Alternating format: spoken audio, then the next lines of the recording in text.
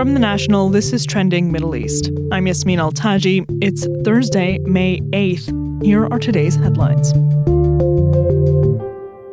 Tension between India and Pakistan is escalating. Global leaders have called for restraint after India launched deadly missile strikes on Pakistan. It's the worst violence between the nuclear-armed neighbors in 2 decades. Sheikh Abdullah bin Zayed has called on both India and Pakistan to exercise restraint and de-escalate tensions and avoid further escalation that could threaten regional and international peace. Reporting for The National, here is Taniya Dutta. India has said that the attack on Wednesday was focused and measured and non-escalatory in nature.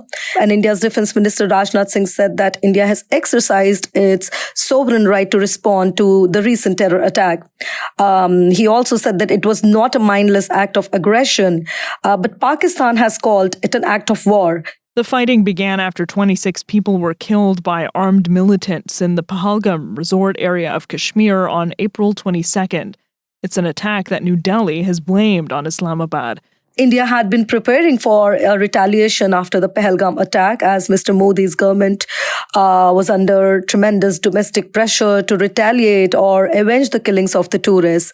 The sentiments of revenge were high.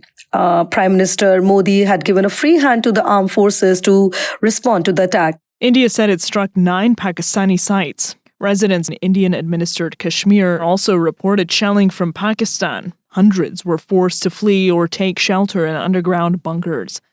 Several buildings were on fire after the strikes, and smoke was, one could see the smokes, billowing from several buildings in the town. Police were using public addressing systems, asking people to stay indoors. Both India and Pakistan have closed their airspace and shut several airports. The U.S. is potentially shifting its attention away from the Houthis in Yemen. That's based on President Donald Trump's announcement on Tuesday that Yemen's Houthis had, quote, capitulated.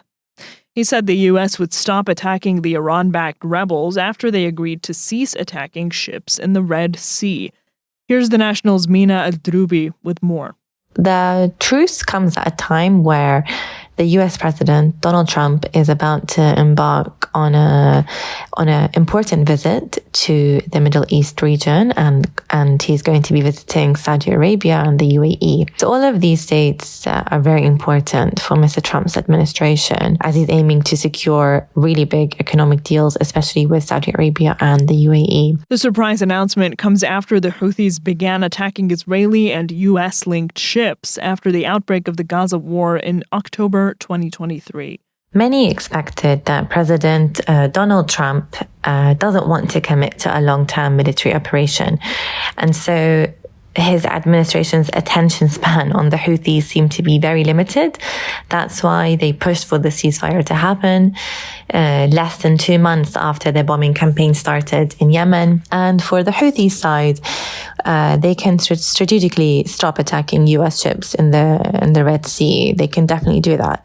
But what's going to happen next is that they're going to keep their focus on Israeli ships. Houthi officials said that Israeli ships are not part of the ceasefire deal, which means they're going to continue to pressure Israel into a ceasefire deal with Gaza in order for them to stop attacking their ships in the Red Sea. An expert told me that this shows the relationship between Washington and Tel Aviv as being, let's say, not as close as it should be, because realistically, the US should have also pushed for Israeli ships to be safeguarded. The shipping lane is a vital trade route between Asia, the Middle East, and Europe, and accounts for about 15% of global shipping. A Lebanese border region has become a flashpoint for conflict with Syria. The National talked to Shiite clan members in the Bekaa Valley at the Lebanese-Syria border to understand how that happened. In March, clashes along the border left 7 people dead and 52 others wounded on the Lebanese side. 3 Syrian soldiers were also killed.